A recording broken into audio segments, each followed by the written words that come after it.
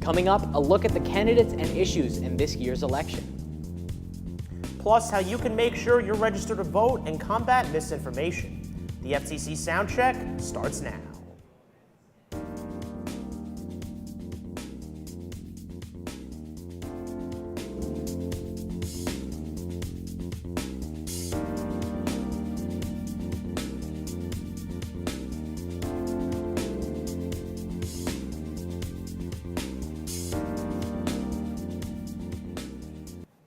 Hello and welcome to a special Promote the Vote edition of the FCC Soundcheck. I'm Jeff Kramer. And I'm Fernando Gomez.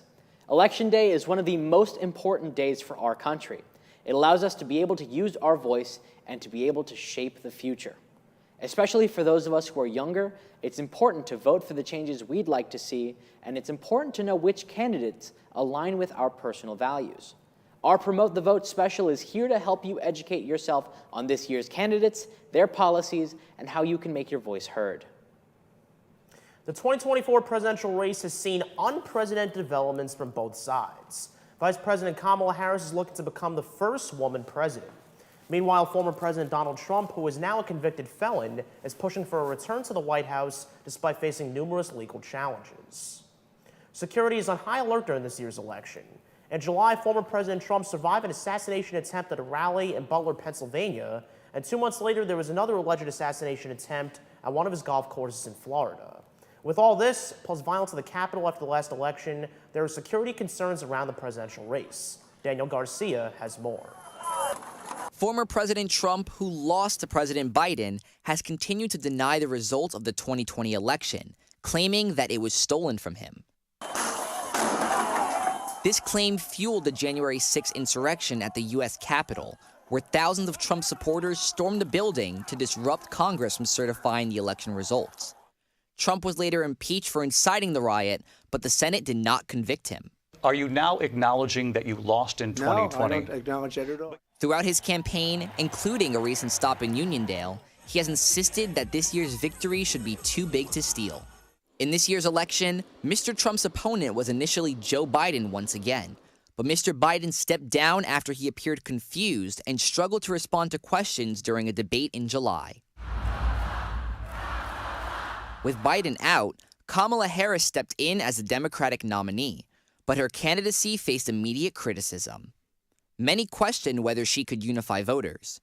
Harris's campaign has also been marked by controversy over her limited number of press conferences, leading to accusations of avoiding tough questions. Harris and Trump eventually met in a fiery debate where they clashed on issues ranging from economic policy to national security and immigration. In Springfield, they're eating the dogs, the people that came in. They're eating the cats. They're eating the pets of the people that live there. Again, the Springfield city manager says there's no evidence of that. Vice We'll President find Harris, out. I'll let you respond to the rest of what you've heard. You talk about extreme. A few weeks later, vice presidential candidates Democrat Tim Walz and Republican J.D. Vance held a more cordial debate, but conflicts arose when they were asked about the 2020 election. This was a threat to our democracy in a way that we had not seen. And it manifested itself because of Donald Trump's inability to say. He is still saying he didn't lose the election. I would just ask that. Did he lose the 2020 election? Tim, I'm focused on the future. Did Kamala Harris censor Americans from speaking their mind in the wake of the 2020 COVID situation? That is a damning non-answer. It's a damning non-answer for you to not talk about censorship. I'm Daniel Garcia, reporting. They're two very different candidates, but many voters are still undecided, including some Five Towns College students. Do you plan on voting in this upcoming election? Most likely not. Yes, I'll be voting in the upcoming election.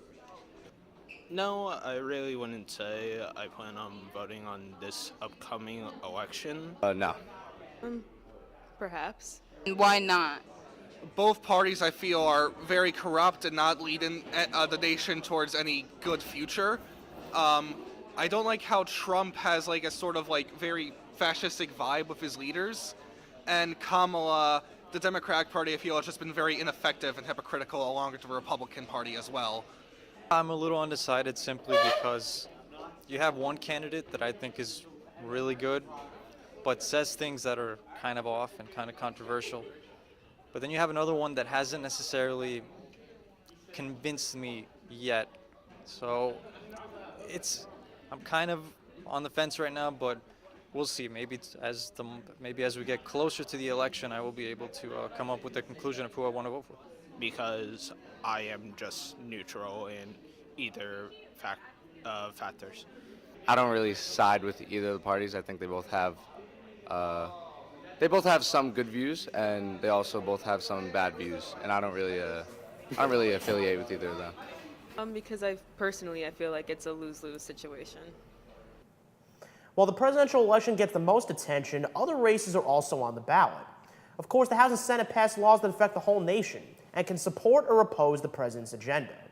3 key House races on Long Island are attracting attention. In New York's 1st Congressional District, incumbent Republican Nick LaLota is seeking to defend his seat. LaLota, a first-term congressman, is campaigning on a platform that emphasizes his record of supporting law enforcement and advocating for lower taxes. Democrat John Avlon, a journalist and foreign political advisor, is positioning himself as a moderate voice advocating for health care reform and environmental policies. Over in New York's 2nd District, incumbent Republican Andrew Garbarino is known for his experience in state government. He's focusing on issues such as public safety and reducing government spending. His opponent, Democrat Rod Lubin, is relatively new to the political arena and is challenging Garbarino on issues like education, healthcare, and environmental policy. And in the competitive 3rd District, which is flipped blue after the expulsion of George Santos, Democrat Tom Suozzi, a longtime politician and former Nassau County executive, is defending his seat against Republican Mike LaPetrie. LaPetrie, former state assemblyman, is running on a conservative platform of fiscal responsibility, tax reduction, and economic growth. State Assembly and State Senate races are also happening this year. And before you think, why should I care? Remember, they're the ones who pass state laws like bail reform. They also fund our local schools and some of the roads we drive on. In the Dix Hills area where Five Towns College is located, the race for New York State Senate District 2 is heating up. Incumbent Republican Mario Matera, who has held the seat since 2021, is focusing his campaign on continuing his work to reduce taxes and create job opportunities for local residents. Democrat Craig Herskowitz is pushing a progressive agenda with a focus on healthcare reform, educational investments, and climate action. For the New York State Assembly, District 10 incumbent Democrat Steve Stern is emphasizing his experience and commitment to local issues, such as healthcare access and senior citizen support. His challenger is Republican Amir Sultan, whose campaign focuses on financial responsibility and reducing property taxes. Now, if you're wondering which candidates are running in your area, you can look everything up in a couple of places. Ballotpedia.org will give you the candidates list and also some blurbs about them. You can put in your address and find everything you need. You can also go to your local Board of Elections website, in this case for Suffolk County, and get an actual picture of a sample ballot. Here's a look at the ballot for the Five Towns area. For president, you'll notice Kamala Harris and Donald Trump are each listed twice, Harris under the Democratic and Working Families parties, and Trump under the Republican and Conservative parties. You only need to fill in one bubble. It's kind of like a multiple choice test in high school. Right next to the president is the U.S. Senate race. Incumbent Kirsten Gillibrand on the Democratic line, facing off against Republican Mike Sapercone and independent Diane Sayre. Then the judges. You can vote for several in each category. It tells you how many at the top. Then on the right, the House of Representatives race, the state lawmakers, and one more judge. Then you can flip the ballot over for the propositions. There's a statewide one, the Equal Protection of Law Amendment. So what's that all about? This proposal looks to update the state anti-discrimination laws by adding new categories for protection like ethnicity, national origin, age, disability, and sex. It already includes sexual orientation and gender identity and reproductive health care rights. A yes vote means you want to add these protections to the New York State Constitution. A no vote means you prefer to keep the current anti-discrimination laws as they are. And in Suffolk County, there's also a proposition about a fund to protect drinking water. Now for a look at how our votes count in a presidential race. We all know we get one vote per person. That's called the popular vote. All of those votes get counted through the Electoral College. Jeff has more on that at the map. Right, in the Electoral College, each state has a certain number of votes depending on their population. In most states, all of the Electoral College votes go to the candidate who had the most votes. During the last presidential election in 2020, New York had about 29 votes. All of those went to Joe Biden because more than 60% of the people voted for him. California had the most electors at 55. You can see by the blue, all 55 went to Joe Biden, even though some people in California did also vote for Donald Trump. Texas has the second most number of electoral votes at 38. They are red, indicating all their votes went to Donald Trump. You'll also notice that geographically, there's a lot of red up here in this section, but those states have very small populations. They only get 3 electoral college votes each. A candidate must reach 270 votes to win. Some states usually vote for the Democratic nominee for president, others for the Republican nominee. Other states are called swing states. Those are the purple ones you see on the map here. What that means is these states could go either way. They include North Carolina, Pennsylvania, Nevada, Wisconsin, and candidates spend a lot of time in these states trying to get people's votes. Now that we've gone over the mechanics of voting, let's take a look at some of the issues that are important to Five Towns college students. Overall, like immigration, because yes, we don't want people coming into our country that are bad people, but also we don't want to be spreading lies about these people that could spread like wildfire. Women's rights, LGBTQ rights, and the whole issue with Palestine. Women's rights, LGBTQ rights, the economy and things like that. Our economy is a big one. I know that's a big public, debate with everyone. And I think that one, you have to really look at the candidates and see which one's doing which the best. It's a very dicey game, and I'm sure a lot of people have a lot to say about it. The biggest one for me probably would be just with the economics and each of the candidates' position on what they want to do with the country, because as we all know, we have an inflation crisis.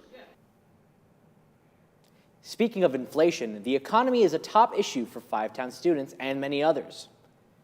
Because of rising prices at grocery stores, housing, and other costs over the years, a recent Associated Press NORC poll says that about 4 out of 10 people think that Donald Trump would be a better choice for the economy, and 4 out of 10 people think Kamala Harris would be better. Donald Trump sees the economy as growing from tax cuts for businesses and the wealthy in order to generate more investment. He also sees tariffs as key for increasing manufacturing jobs in the United States. By contrast, Vice President Harris wants to make the middle class a priority. She wants to see higher taxes on companies and the wealthy in order to pay for tax breaks and programs targeting the middle class. On immigration, Vice President Kamala Harris was given the role of addressing why people are migrating to the U.S., but she hasn't laid out a detailed immigration plan for her campaign, and critics say she's avoided taking a clear stance on the issue altogether. Harris has supported reforms like providing pathways to citizenship for undocumented immigrants and protections for dreamers, while criticizing Trump's harsh immigration policies that led to family separations at the border. Donald Trump, on the other hand, says if he's reelected, he'll launch the largest domestic deportation effort in U.S. history.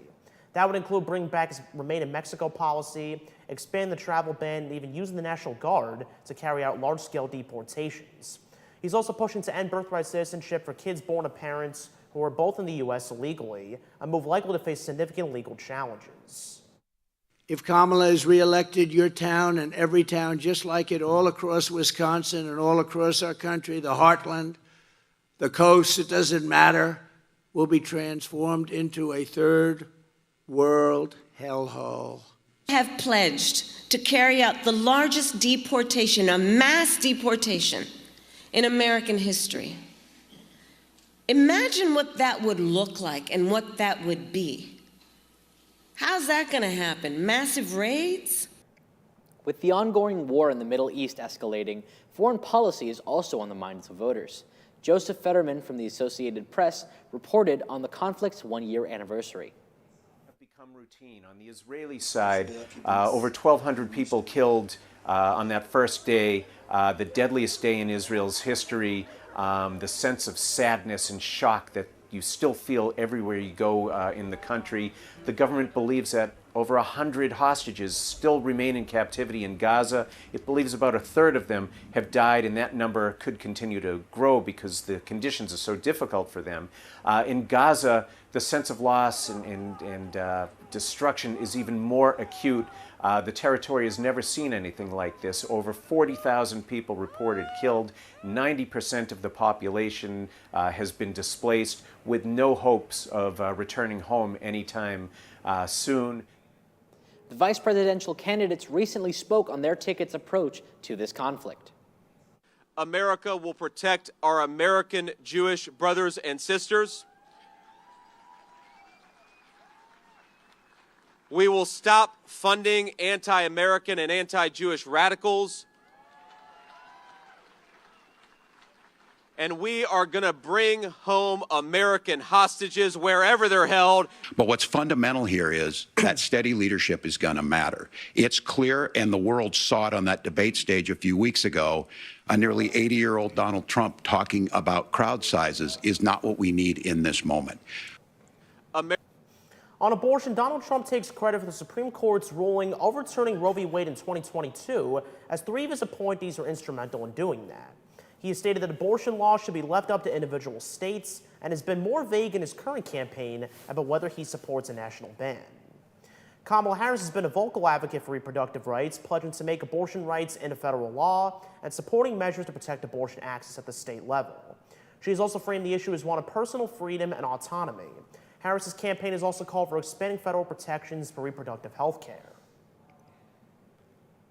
Those are some of the major issues. We'll talk about how you can find more information you can trust on the election or other issues. We'll be back in a moment after this quick break and a word from the League of Women Voters on the importance of voting. Well, you know, the students are the future. And what we tell, especially high school students, you don't want me determining your future. I mean, who I vote for isn't going to be necessarily who you want to vote for. Why do you want me, you know, to determine it? I have kids that are older than the students.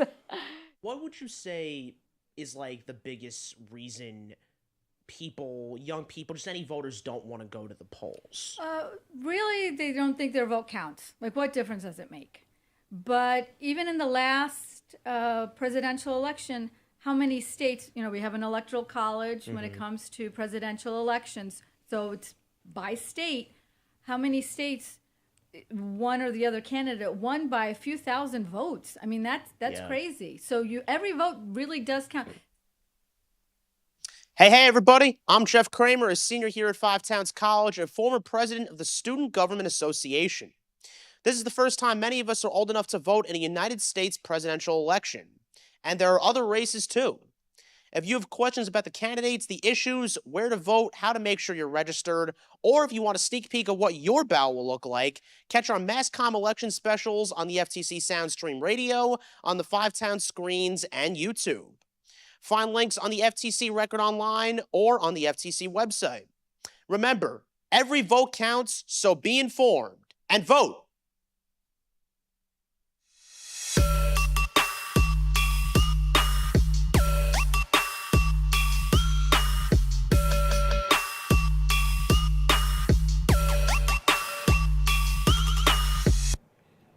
Welcome back to our special Promote the Vote show, giving you the information you need to participate in this year's election. There's a lot of information out there, but how do you know who to trust? Experts recommend checking a variety of sources. One resource you can use is All Sides, a public benefit corporation that studies media. All Sides believe that it's best to expose people to different viewpoints across the political spectrum to help them be better informed. All Sides even has a media bias chart that ranks outlets based on their political leanings. It's a great way to see where your news comes from and how it might be shaped by perspective. You can check out all the resources at allsides.com. And if you're trying to figure out if election claims are true or false, you can go to a fact-checking website like PolitiFact. The site is run by the Poynter Institute, whose mission is to improve ethics in journalism. They provide ratings on the truthfulness of statements ranging from true and mostly true to pants on fire, as in liar, liar. For example, Kamala Harris recently made a statement about unemployment being historically low. PolitiFact says her statement was half true because while unemployment is low, it's trending upward. On the other hand, Donald Trump made a recent claim the Biden administration stole money from FEMA, which now doesn't have any money. That's rated Pants on Fire. PolitiFact explains how FEMA gets money, and like all their articles, you can see the information they're used to come up with their rating. How to get and how to vet information is one of the things we talk about in our mass comm classes all the time. So we figured we'd bring in some students and see how they get their information. And we'll see what's on their minds leading into this election. With me today, I've got Aaron, Winter, Anthony, and Jose. Thank you guys for joining me. What are some of the most important issues in your guys' mind this year in the election? Well, honestly, I think some of the more important issues for me since COVID is the inflation prices on grocery, gas, and as well as a housing crisis, because we're all college students, so hopefully in the next 2 to 3 years we graduate, right? And in 10 years from now, I would like to own a house or something like that, you know? So that's my important issues that I'm going to be focused on for this year's election. I agree with that. Cost of living is probably one of my top because of, like you said, we're in college right now. When we leave here, we're going to be in debt as it is, and we're going to try and have to buy a house and other things, as well as human rights stuff, like with LGBT, trans rights, women's rights, all of that stuff. So those are probably my top right now. Yeah, I'm going to echo that. I have to probably fill up twice a week with my commute to 5 towns. It gets very costly. I want solutions. I don't want to hear who caused what, with what went wrong in the economy. We just got to fix this for the better of the country. Yeah, I agree with all that stuff, and I'm also pretty big on foreign policy. A lot of things going on the eastern side of the world. There's a lot of conflict going on, and I'd like to see how the United States handles that. All right. And where do you guys normally get your information for like politics or anything really in general? Well, usually I get my most of my information from like CNN, Fox, the news channel, as well as on X or Instagram. But when you use those social media platforms, you want to follow people from both sides, from both parties, political figure-wise, So those are like my main sources that I get my information from. For me, I go through government information. Obviously, I go through different parties. News channels. Something I tend to do is I use the British News Network, as they talk a lot about America and things here, but with a very monotone type of view. They look at both sides and just state the facts, which I appreciate. And then I'll go through like records at stations or things like that. If it's something that happened already or is currently happening, I'll just see wherever I can find information, and I'll do fact checks and everything on it as well. I usually go to the AP. The AP has been around forever. A lot of news sources even use the AP, so usually the truth comes from that. And every now and then you do have slanted views, but I think you're going to find that everywhere. But mostly, I think the AP is a solid foundation for getting what's really happening. I'm pretty big on using X because it has all the platforms mentioned before on there, and they always have live broadcasts that are breaking news and things like that. For the most part, yes, there are biased people, but you have to kind of look in between the middle of that to see what the actual outcome is. All right. And do you guys fact check your information? And if so, where do you guys check for that? So I already said that I do. Like I said, for me, I go to police records. I go basically anywhere I can find official statements on things, as well as fact checking from different networks and other programs, websites. And I do a lot of research through Google and other things just to find as much information as I can before I piece it together. Well, since AI has been a popular thing going into this year, obviously in 2024, you have to fact check things. Even though X or Instagram has that within their social medias as a tool, you want to double back. And the way I fact check things, I might take an article and throw it in Google and try to find some of the more recent ones and see if it's true to match up with the AP, as Anthony said, or even Fox or CNN. So that's how I would usually fact check things. I feel that if you look at, it also depends on local or national, but if you try and find press releases, whether that be from the police or an organization or something, you also need to draw your own conclusions from things. The news can guide you, But 4 years ago, what I used to do was I'd pull stuff from CNN, pull stuff from Fox, and then try and find the truth somewhere in between those, and then go fact check what I pulled from both of them. I always look at the sources. If there's an article saying something about a political figure and no source, I'm not going to believe it. I also look at PolitiFact and stuff like that to kind of make my mind up. And that is important to use sources, definitely. Absolutely, guys. Well, thank you guys for joining us, and back to you, Jeff. Thanks, everyone, for that great discussion. And now a question, are you registered to vote? If you're not, you can go to vote.org and register online. If you're not sure if you're registered, you can check your registration status on the same website. If you live here on campus but are from another area, you can request an absentee ballot and mail it in. You could also request your absentee ballot on vote.org. You need to do so by October 26th. Ready to cast your vote early? Early voting in Suffolk County starts on October 26th and runs through November 3rd. You can vote at any early voting site in Suffolk County, no matter where you live. Just bring a valid ID and check the schedule for your selected location.